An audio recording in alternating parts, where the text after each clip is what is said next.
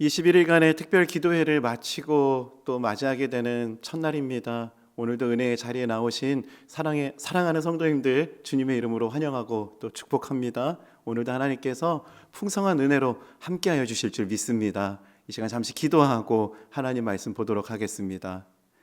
하나님 아버지, 지난 21일 동안 느헤미야 말씀을 통해서 우리에게 말씀하여 주시고 또 기도할 수 있게 해 주셔서 참 감사합니다. 기도회를 21일간의 특별 기도회를 마치고 또 첫날을 맞이하였습니다. 늘 새로우신 하나님의 은혜로 우리에게 찾아와 주시고 또 그 은혜를 누리는 복된 시간이 될 수 있도록 인도하여 주시옵소서. 함께 하실 주님을 기대하옵고 예수님의 거룩하신 이름으로 기도드립니다. 아멘. 오늘 우리에게 주시는 하나님의 말씀은 마가복음 10장 32절에서 52절까지의 말씀인데요. 성경 봉독은 42절에서 45절까지만 봉독하겠습니다. 제가 42절에서 45절까지 말씀 봉독할 때 우리 함께 말씀 읽겠습니다. 제가 읽겠습니다. 예수께서 불러다가 이르시되 이방인의 집권자들이 그들을 임의로 주관하고 그 고관들이 그들에게 권세를 부리는 줄을 너희가 알거니와 너희 중에는 그렇지 않을지니 너희 중에 누구든지 크고자 하는 자는 너희를 섬기는 자가 되고 너희 중에 누구든지 으뜸이 되고자 하는 자는 모든 사람의 종이 되어야 하리라. 인자가 온 것은 섬김을 받으려 함이 아니라 도리어 섬기려 하고 자기 목숨을 많은 사람의 대속물로 주려 함이니라. 아멘. 작년 연초 새롭게 교구를 맡게 되면서요, 순장님들을 신방할 때 있었던 일입니다. 한 가정 신방하고 또 부부 우리 순장님들 신방하고 나오는 길이었어요. 나오는 길에 엘리베이터 버튼을 누르고 이제 인사드리고 나오는 길에 갑자기 여순장님께서요, 이런 말씀을 하시는 겁니다.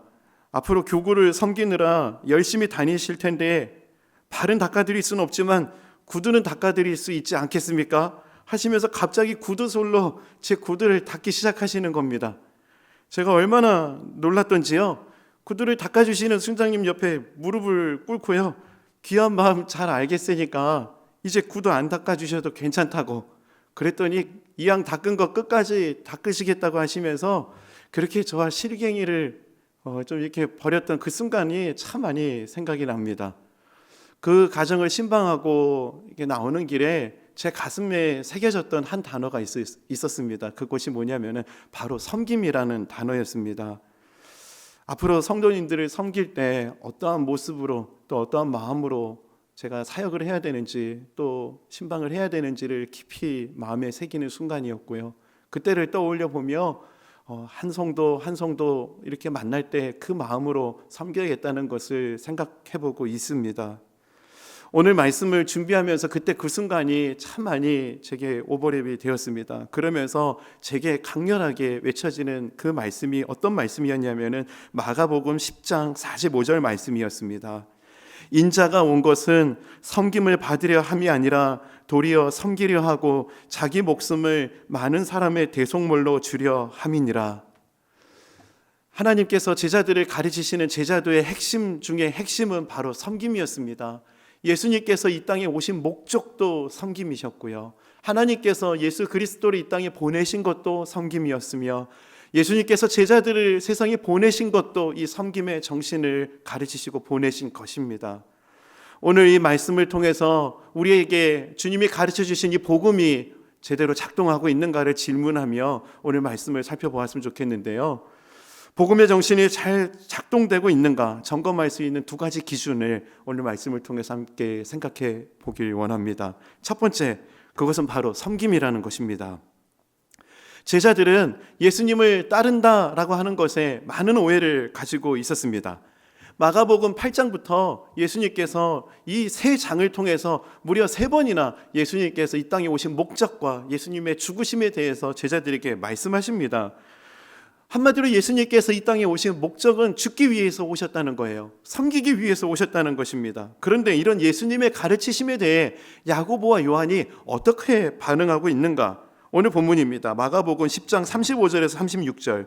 세베대의 아들 야고보와 요한이 주께 나와 여짜오되 선생님이여 무엇이든지 우리가 구하는 바를 우리에게 하여 주시기를 원하옵나이다. 이르시되 너희에게 무엇을 하여 주기를 원하느냐. 그렇게 구하는 바가 무엇이었습니까? 영광스러운 그 순간을 상상하면서 예수님 좌편, 예수님 우편 높은 자리에 앉게 해달라는 것이 그들이 원하는 바였다는 것입니다. 너무 아이러니하지 않습니까? 예수님은 섬김과 종의 도리를 가르치시고 있는데 제자들은 높은 자리, 좌편, 우편의 자리를 구하고 있고 또 그 이야기를 구했던 그 제자들을 서로 질투하며 싸우고 있는 모습이 오늘 본문에 벌어진 상황입니다. 왜 이렇게 제자들은요, 예수님이 종이라고 말씀하시고 섬김이라고 말씀하신 이 가르침을 제대로 이해하지 못했을까? 이 질문이 제 머릿속에 끊이지가 않았어요. 그러면서 당시의 배경들을 좀 살펴보면서 이 오해가 좀 풀려가기 시작했거든요. 전 고신대학교, 현재는 백석신학교 교수님이신 이상규 박사님이 쓰신 초기 기독교와 로마 사회라는 책에서 당시의 노예제도 또 종에 대한 이야기들을 상세하게 언급하고 있었습니다. 주전 1세기, 주 1세기 사이에는 로마에서 노예 수가 가장 많았던 시기였다고 합니다. 로마가 통치하던 시대에 노예가 자그마치 6천만 명이나 있었고요. 현재 남한 인구가 4천만 정도 아니겠습니까? 당시 6천만이라는 노예의 숫자는 어마어마한 숫자인 것입니다. 영국의 신학자 에버리 퍼거스는요, 노예가 아닌 사람은 자유인이라고 불렀는데 그 당시 노예와 자유인의 비율은 로마 시대에서 5대1, 심지어는 이게 20% 정도 되는 비율이라면은 많은 또 다른 학자들은 35% 정도의 종들이 있었을 것이다 라고 추측하고 있었습니다. 한마디로 얘기하면은 노예의 수가야 어마어마하게 많았던 거예요.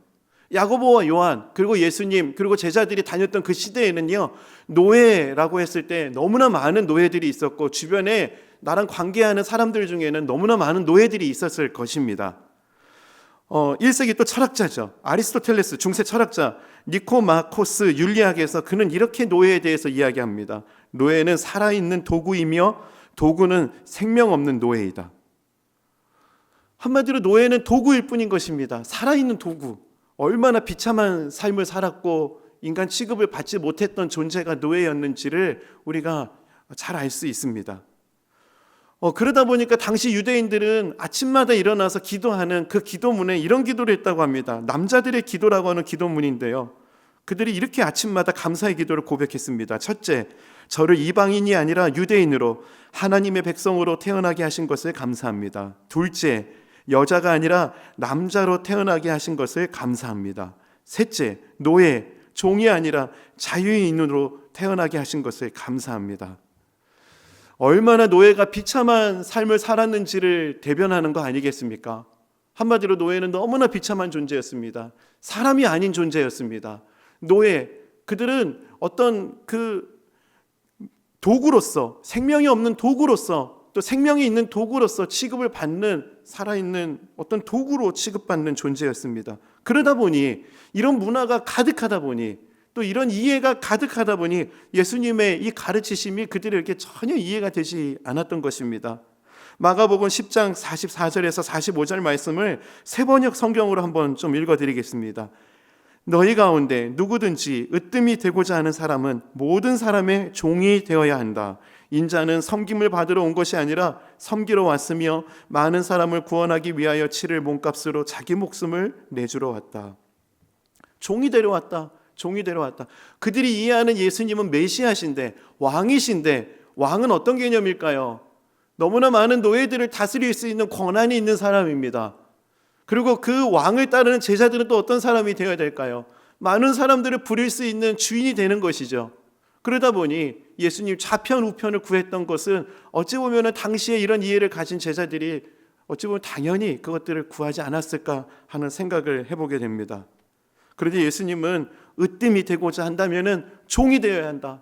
그 당시로서는 전혀 이해하기 힘든 파격적인 가르침을 하고 있다라는 것입니다.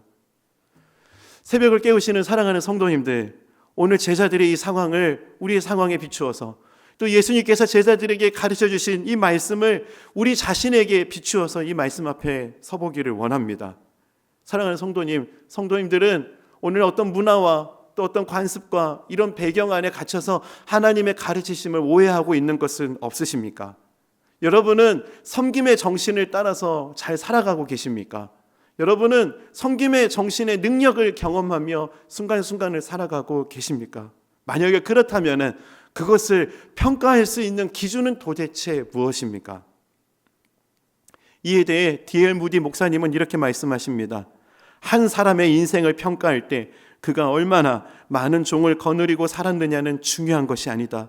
중요한 것은 그가 얼마나 많은 사람에게 종 노릇을 했느냐이다. 여러분, 복음을 따라 섬김의 정신, 종의 길을 걸어가고 있다는 것, 그거는 얼마나 많은 사람에게 종 노릇 했느냐, 이 질문을 스스로에게 던져보며 그 길을 제대로 걸어가고 있는지를 점검해야 할 것입니다. 오늘 하루 가까이에는 부부 간에, 또 부모와 자녀 간에, 또 자녀와 부모 간에, 또 나와 만나는 이웃들과의 관계 속에서 나는 종의 도리를 실천하고 있는가? 그들에게 종 노릇을 하며 살아가고 있는가? 이것들을 점검하며 십자가의 길을 제대로 걸어가고 있는지를 점검하며 그 길 위에 서는 우리 모두가 되기를 간절히 소망합니다. 두 번째, 우리가 점검해야 될 것이 있습니다. 그것이 뭐냐면은 기도의 내용을 점검해야 합니다. 오늘 등장하는 이 이야기 이후에 등장하는 사건이 바로 소경 바디메오가 눈을 뜨게 되는 사건입니다.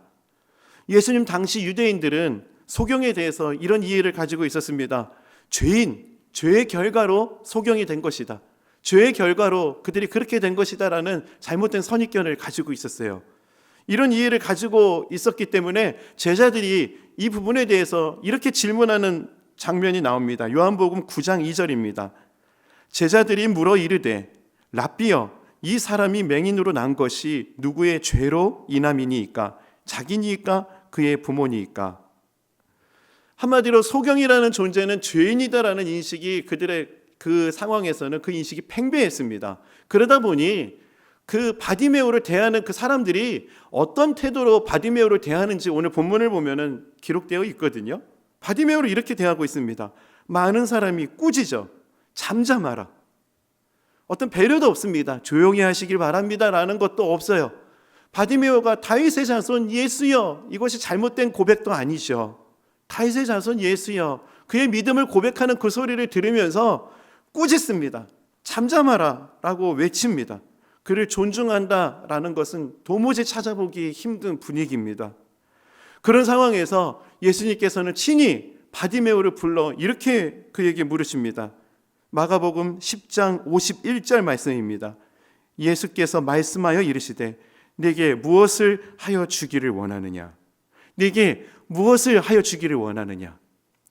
그렇게 사람들이 사람 취급하지 않고 죄인 취급하고 그렇게 멸시하고 경멸하던 그 바디메오를 향해서 예수님께서는 그가 원하는 것이 무엇인지를 묻고 계십니다. 우리가 기도할 때 우리가 주님 앞에 나아가는 것이 아니라 주님은 우리에게 먼저 찾아와 주십니다. 오늘 이 아침이 그런 아침이 되기를 소망합니다. 근데 오늘 우리가 관심을 가지고 지켜봐야 되는 것은 소경 바디메오가 무엇을 구했냐라는 것입니다. 그 맹인이 이르되 선생님이여 보기를 원하나이다. 보기를 원하나이다.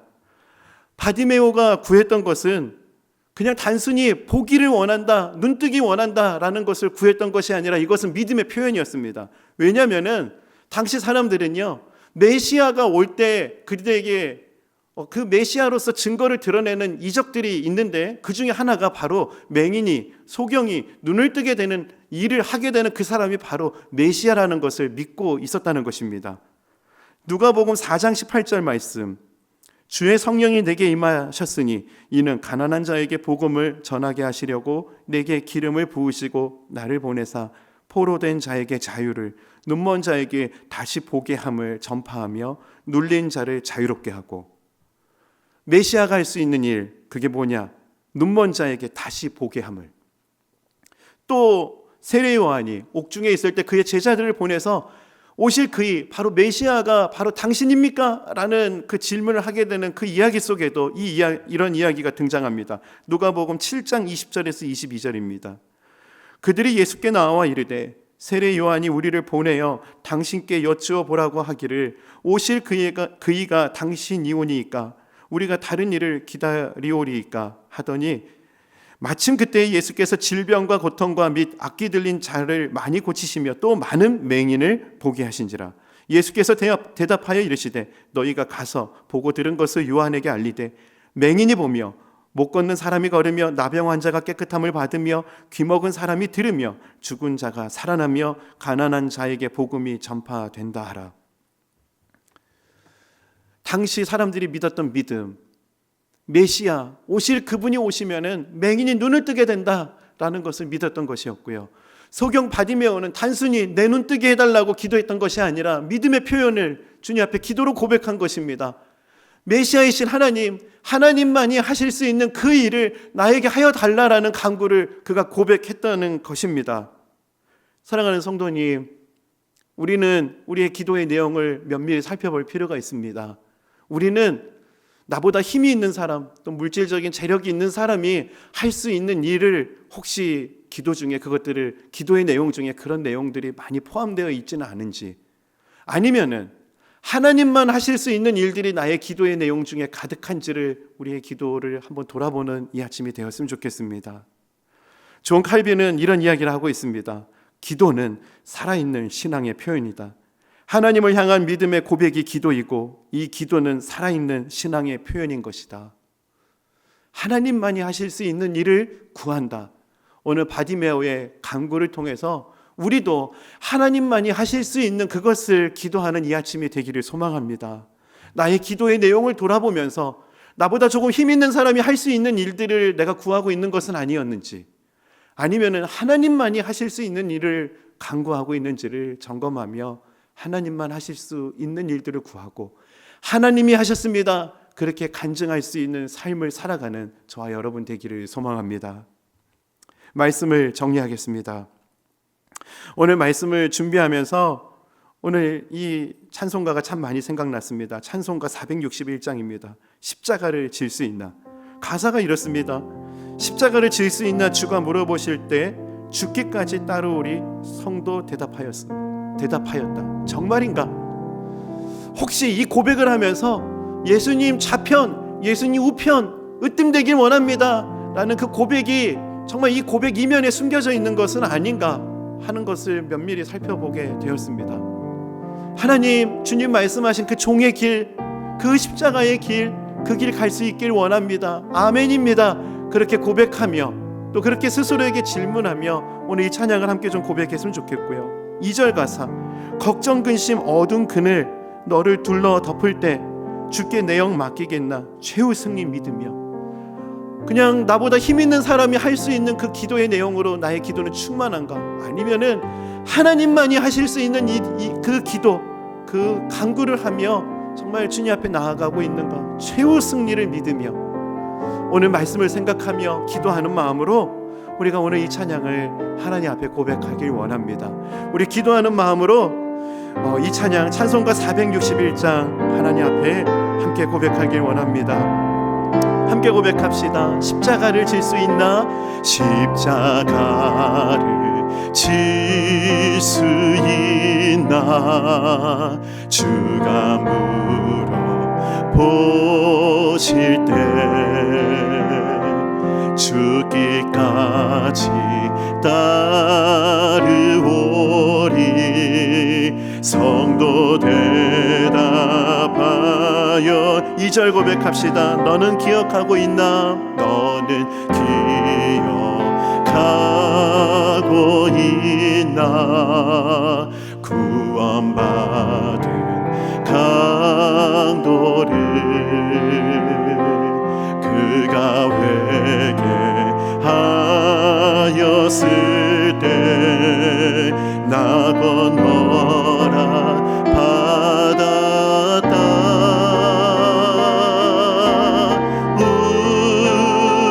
우리의 심령 주의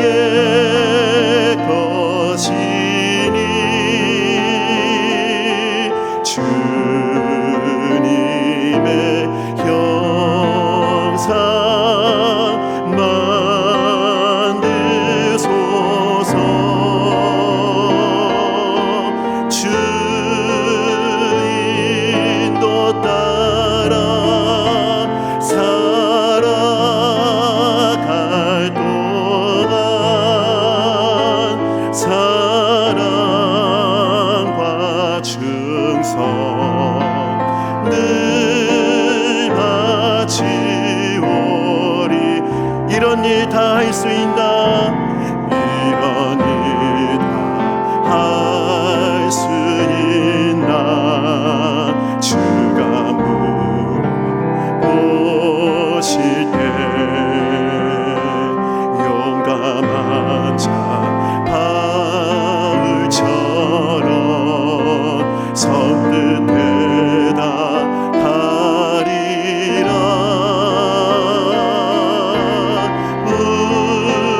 우리의 심령 주의 것이니 주님의 형상 만드소서. 아멘. 주 인도 따라 살아갈 동안 사랑과 충성 늘 바치오리다.